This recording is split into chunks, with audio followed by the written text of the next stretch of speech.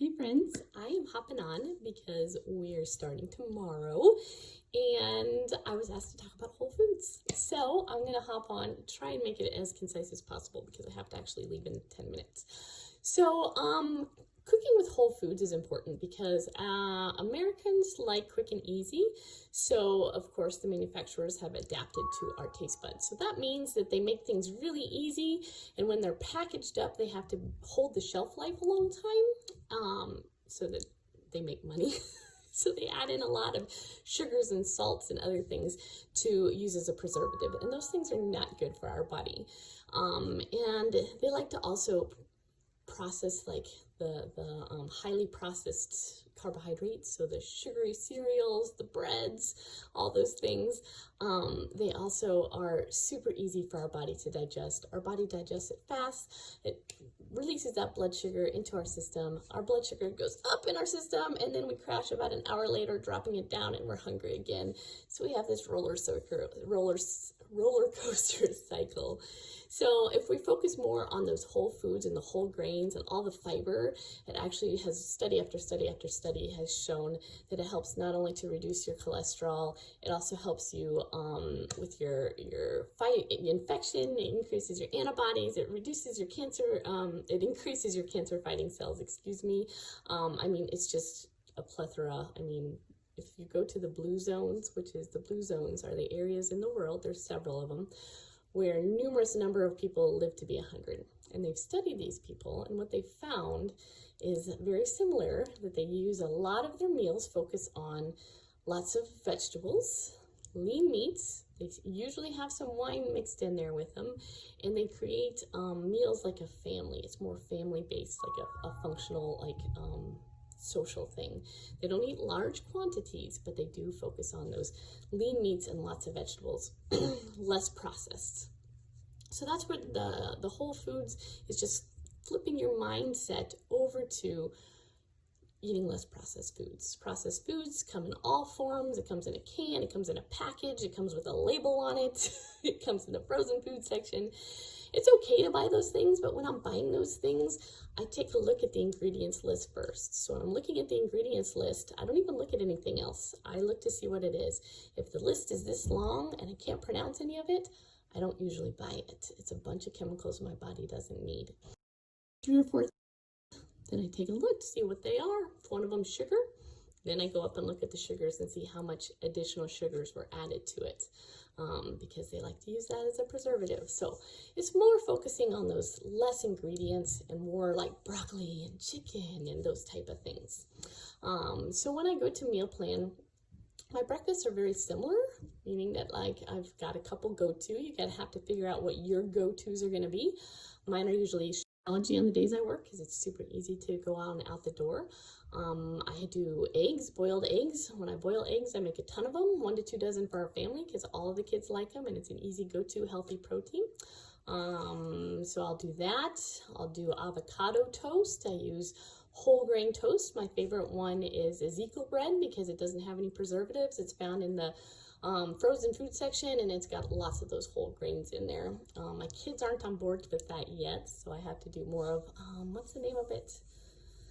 I think it's Mike's or something with whole grains that doesn't look quite so creamy and thick for them. Those are, I use some yogurt, so I'll use Greek yogurt, and I'll put some defrosted frozen fruit in there to sweeten it up. Naturally, I might put a dab of honey in it if it's not quite sweet enough. Oatmeal's great. Steel cut oats are the least processed ones. You can do overnight oats, so you can make it in the microwave. Again, I don't buy the packaged ones because they have a lot of additional sugars added. When I'm making it, I put frozen fruit in there so that as the fruit defrosts and starts to cook, it naturally sweetens it with the natural fruit. Those are my go-to breakfasts. As far as lunches go, it's usually leftovers because that's super easy. So when I'm cooking meals, I cook extra so the kids can take them for lunches and me and my husband can have them as well. Or if I'm cooking, let's say for dinner one night chicken, I'll make extra chicken. So I'll make twice as much as I need. Usually it's grilled or air fried. And then that extra I'll chop up that night, put it in the fridge. So then my lunches can be really easy put together. I'll just throw in some vegetables, some chicken, maybe some lettuce. If I have leftover, brown rice or farro or something, I'll throw that in there. I use tempeh a lot because I like some of the vegetarian based or tofu. That's me though. I've just recently gone that direction, didn't start there at all. And then I'll add some kind of maybe healthy fat like avocado or some nuts on there to keep me sustained, because those healthy fats kind of help me feel full for a long time. And then as far as my dressings goes, I use olive oil and then maybe some sort of vinegar, so balsamic vinegar, there's pear-infused vinegar, there's lots of different flavors. Primal Kitchen also has some great dressings, so that's what we use for our ranch, is the Primal Kitchen Ranch. You can get it at Target, I think, and I know you can get it at Costco. So that's usually or I'll do a wrap, something like that, something really easy. Sometimes I'll just do veggies and hummus or something like that. Then as for dinners, that's the big one, because you have to feed your family for that. So usually what I suggest is you focus on simple recipes this week, because if you pick out 7 elaborate recipes and it's taking you 2 hours to cook them every night, you're not going to keep up with it. So pick out just maybe a couple to try out, or very simple ones if you do. Maybe it's just doing 1 or 2 new ones this week mixed in with your old ones as you progress to this. I want to do what's something you can sustain. That's the most important thing. So if you do 1 or 2 new recipes a week, you're going to have a whole bunch of recipes down the road. So for me, what I do is I look up some recipes that I want to try out. I only try out 1 a week. I try it out on my family. I usually do it on a weekend, or sometime I have more time. They give me a thumbs up or thumbs down. If it's thumbs down, we don't do it again. If it's a thumbs up, I start to put it in a binder. I print it off. And so over time, you might have a whole bunch of recipes. So when I go to meal plan for the week, I can just flip through there. There's a lot of easy, quick recipes I do on the go. So the go-to one is chicken, vegetables, and potatoes. So grilled or air-fried chicken, super easy. You just put a little bit of salt, pepper, garlic on it, a little bit of avocado oil, and put it in there for 8 to 8 minutes or so, 8 to 10 minutes. And then as far as the vegetables, any vegetable roasted is awesome. So put the vegetable on a pan. My kids love broccoli. I put avocado oil on it. I put some salt, maybe some pepper, garlic, or other seasonings. Throw it in the oven 425 for about 20 minutes. Almost every vegetable tastes good that way. And then we do some air fried potatoes, or maybe some baked potatoes or something like that. Those are super easy ones to do. There's lots of recipes in the files section. I'm always trying out new stuff. When I'm thinking of a dinner, I think of first of all, vegetable. What vegetable we're going to have. And then I think of a healthy protein. So is that grilled chicken? We do a lot of ground turkey because I have some kids with high cholesterol.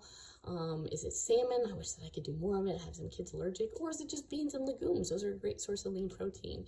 So figuring out that protein. And then usually I also do a carb. So that could be brown rice. That's more natural and it's less processed. Or I'll do farro. I've started off doing that. That's super awesome. My kids like that too. I might do sweet potatoes, or I might do just regular potatoes. I just focus more on those whole foods. So those are the 3 things. And sometimes I focus on a healthy fat, throwing that in. When I'm cooking, there's 2 that I use as far as oils, and that's extra virgin olive oil and avocado oil. The reason why I use those 2 is because they have the least amount of saturated fats. The studies have shown that those are the healthiest ones. They have a lot of the good fats that help increase your good cholesterol and lower the bad one. So the extra virgin olive oil actually reaches a smoking point, meaning that it breaks down and all those good qualities are no longer in existence. So that reaches that point about 320 degrees. So anytime I'm cooking without a lot of heat, I'll do extra virgin olive oil. Anytime I'm cooking with heat, it's avocado oil. So that's a little head start. So my suggestion is just to kind of pick out a couple recipes this week that are really simple, that don't have a lot of elaborate ingredients. There's a lot of different ways you can cook with the same kind of ingredients, those staples in your pantry, and then continue to expand on your repertoire. If you need some ideas, I will share my Pinterest page on the ideas that I've had over the years. You also have a bunch in the files section, and of course, let's share our meals on here, because usually if you see somebody else having something, you're like, that's a fantastic idea. Thank you. I'm going to try that at my house. So hopefully this is some tips that help. That's a huge topic that I cut down to 10 minutes, and I can talk to you some more later on. Hit me up with questions. I'm open.